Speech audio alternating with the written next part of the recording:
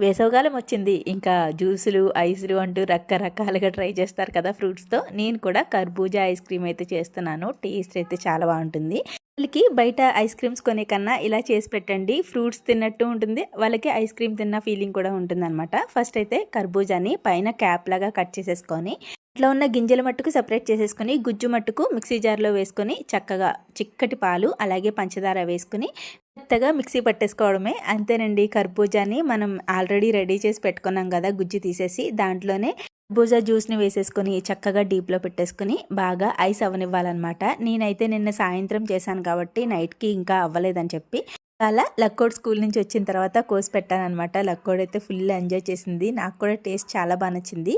ఇంకా దీంట్లో పాలకి బదులు ఫుల్ క్రీమ్ వేసుకున్న, విప్పింగ్ క్రీమ్ వేసుకున్న సేమ్ ఐస్ క్రీమ్ తిన్న ఫీలింగ్ అయితే ఉంటుంది. ట్రై చేయండి. మా వాడు వచ్చిన తర్వాత మా వాడికి కూడా పెడతాను. మీరైతే ప్లీజ్ వీడియోని లైక్ చేయండి. బాయ్.